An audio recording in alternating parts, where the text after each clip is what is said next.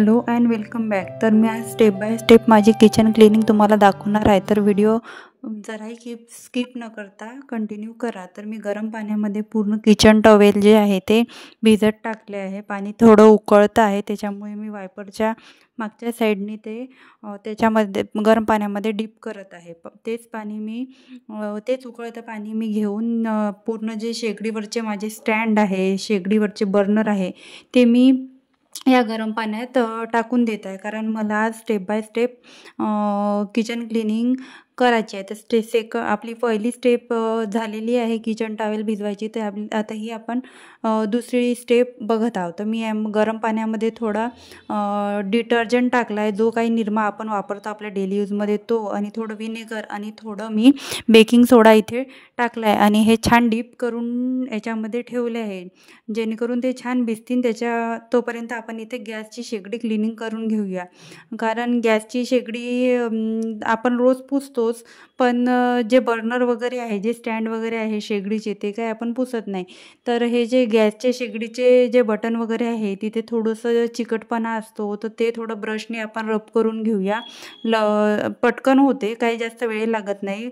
थोडंसं सॉफ्टवाला स्पंज घेतला आहे मी, त्याच्यावर थोडंसं लिक्विड सोप घेऊन पूर्ण गॅस ओट्यावर आणि शेगडीवर पुसून घेतलं, थोड्या हलक्या हाताने घासून घेतलं।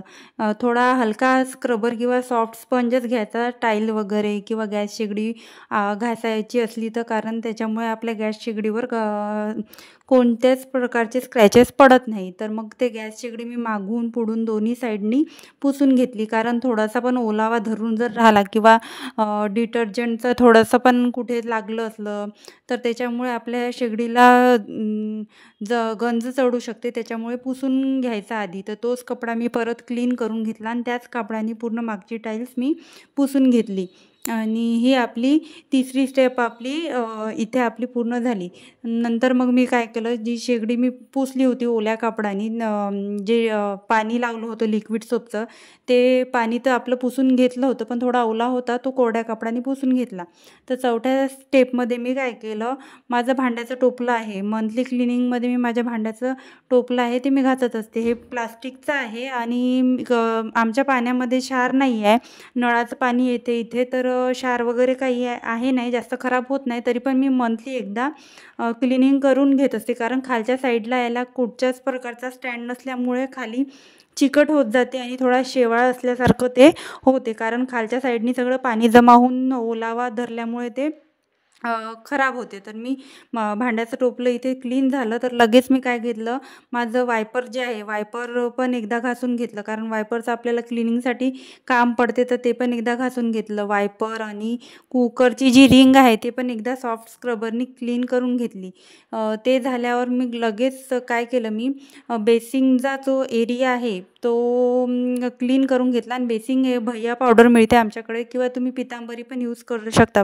त्यांनी नळ आणि बेसिंग एकदा क्लीन करून घेतलं। रोज मी वापरत नाही, पण जर आपण मंथली क्लिनिंग करत असो तर एकदा या पावडरने क्लीन केलं तर शाईन करते आपलं सिंक, आणि त्याच्यावर जर कुठले डाग चिकटपणा असेल तो निघून जातं। तर हे सगळी प्रोसेस करता करता माझं इकडे बर्नर वगैरे छान भिजले आहे। त्याच्यामध्ये जो पण काही खराबपणा होता तो पाण्यामध्ये त्यांनी सोडून दिला आहे। तर मी काय केलं, एक ब्रश घेतला, आपल्याकडे जो पण ब्रश असेल, आपण ज्याने ब्रश करतो दात घासायचा, त्या ब्रशने मी पूर्ण बर्नर क्लीन करून टाकले। एकदम इझिली आपण याच्यामध्ये भिजत टाकले ना, अर्धा एक तास आपण टाकून दिल्यानंतर इझिली बर्नर साफ होते। बर्नर आणि पूर्ण स्टँड मी एकदा पूर्ण क्लीन करून घेतले, काहीच आपल्याला एफर्ट्स लागत नाही। आणि अशी क्लिनिंग केली नाही आपण एकदा आपल्या गॅसची, तर गॅस पण एकदम छान चालतो। तर मिक्सर पण खूप घाण झाला होता, तर मिक्सरला पण मी एकदा पुसून घेत असते मंथली। तर हा माझा मॅजिकल स्प्रे आहे, याच्यामध्ये मी लिक्विड सोप आणि बेकिंग सोडा आणि विनेगर टाकून मी हा तयार करून ठेवते। तर हा मॅजिकल स्प्रे मी सगळीकडे मिक्सरवर स्प्रेड करून ठेवला आणि नंतर मग पुसून टाकला पूर्ण मिक्सर, आणि जे पण डाग होते तिथे थोडं जोर लावून रब केलं, आणि रब केल्यामुळे सगळे डाग इझिली निघत होते। मिक्सर आता रोज आपल्याला लागतोच, रोज म्हणजे दिवसाआड तो कधी कधी लागतोच मिक्सर। तर स्वयंपाक करता करता घाण हात लागते, चिकट होते, त्याच्यामुळे ते चिकटपणा निघायसाठी हा स्प्रे बेस्ट आहे. या स्प्रेने एकदम स्वच्छ होऊन जाते मिक्सर वगैरे आपला. तर मग पूर्ण आणि थोडंसं आतमध्ये हात नव्हता जात माझा, तर मी काय केलं, त्या ब्रशच्या मागच्या साईडने कापड लावून ते मिक्सर घासून म्हणजे मिक्सरच्या आतमधलं साफ करून घेतलं, जे काही तिथे अटकला होता कचरा वगैरे, घाण वगैरे, आणि ब्रशच्या साहाय्याने ते घासून घेतलं. आणि ज्या बारीक बारीक साईड होत्या तिथे माझा हात नव्हता जात, तिथे मी कापडाने पुसलं. हे यूज अँड थ्रोवाले कापड आहे ना, खूप कामात पडतात आणि यांनी क्लिनिंग पण छान होते. तुम्ही बघू शकता किती छान वाटत आहे मिक्सर आधीपेक्षा आणि आता. आणि आपलं मिक्सरचं भांडं का होते, ते मागच्या साईडने पूर्ण खराब होते, अशी शेवाळ चढल्यासारखं दिसते. तर मी काय करते, दर महिन्याला काय करते, हा स्प्रे त्याच्यावर मारून घेते. जास्त खराब होत नाही माझा, पण कधी कधी नाही झालं क्लिनिंग करणं तर जास्त खराब होते. आणि ब्रशने एकदा घासून घेते. घासून घेतल्यानंतर तुम्ही पुसून पण ठेवू शकता हा मिक्सरचं भांडं, किंवा तुम्ही वॉश पण करू शकता. एकदम तुमचं मिक्सरचं भांडं जो आहे मागच्या साईडने खराब झालेला आहे, शेवाळ चढलेला आहे, चिकटपणा सगळा निघून जाते आणि बऱ्यापैकी या लिक्विडनी क्लीन होते. आणि आपले जे रोजचे तेलाचे वगैरे भांडे आहे, घी पॉट वगैरे आहे, आपण ठेवतो गॅसच्या बाजूला, गॅस ओट्यावर शेगडीच्या बाजूला राहते, त्याच्यामुळे पीठ वगैरे उडते, तर ते आपण रोज क्लीन करतोच. तर मी जेव्हा माझे हे तेलाचे भांडे खाली होतात तेव्हा मी क्लीन करते, आणि बाकीच्या वेळेला मी हे भांडे असेच पुसून ठेवत असते. कारण रोज म्हणजे नेहमी तेलाचे वगैरे भांडे क्लीन करणं पॉसिबल नाहीच आहे.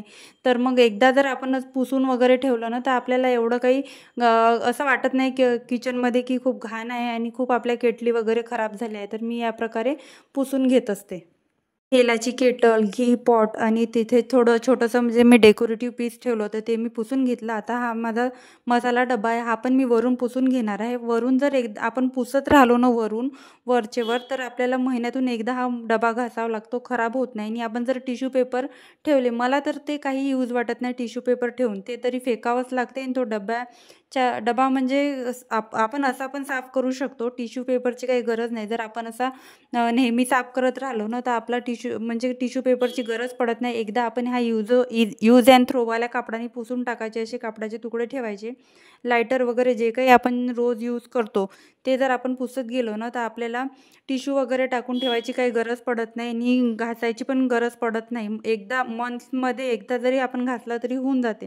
तर मी काय केलं, माझं मसाला डबा घासून झाल्यावर लगेच फ्रीजवर तो स्प्रे मारून दिला. स्प्रे मारल्यावर नंतर मी फ्रीज पुसायला घेतला.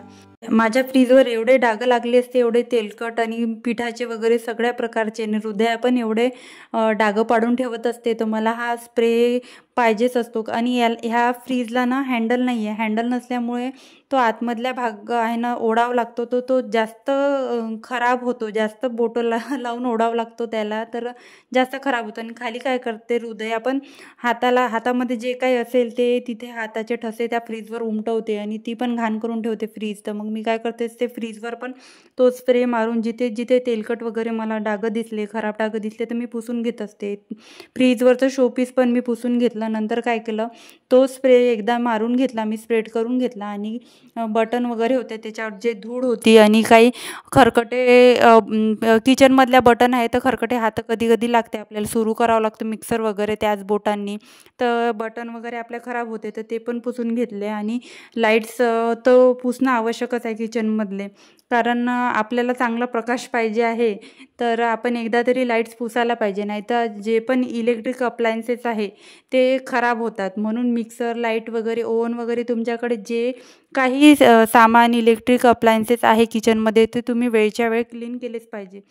लाईट्स माझे पुसणं झाल्यावर मी लगेच किचन ट्रॉली पूर्ण बाहेरून पुसून घेतल्या. माझा तो मॅजिकल स्प्रे मी एकदा स्प्रेड केला आणि छोट्या कापडाच्या तुकड्यांनी पूर्ण ट्रॉलीज पुसून घेतल्या.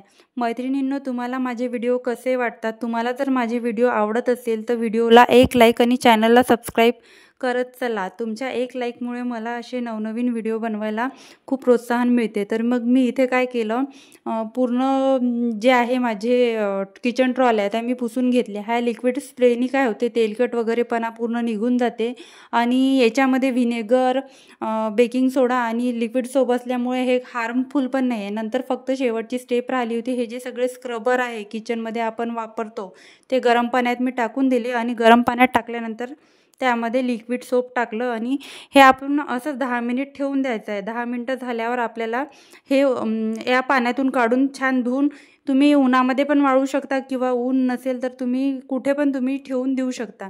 आणि ही माझी लिक्विड सोपची बॉटल आहे. त्याच्यामधून मी जेव्हा पण मला भांडे घासायचे असले त्याच्यामधून मी घेत असते जेल. तर काय होते, ते जेल सगळं त्या बॉटलवर उतरते. ते पण मी एकदा क्लीन करून घेत असते. आता माझे स्क्रबर इथे छान मुरले आहे. 10 मिनिट मी ठेवले होते तर ते 10 मिनिटं होत आले आणि स्क्रबर पण छान मुरले आहे. त्याच्यातले जे काही जर्म्स किटाणू आहे ते सगळे मरून गेले असतील. तर आता मी हे स्क्रब पण धुवून छान उन्हामध्ये वाळून घेते. चला तर मग भेटूया अशाच नव्या इंटरेस्टिंग व्हिडिओमध्ये. Bye bye.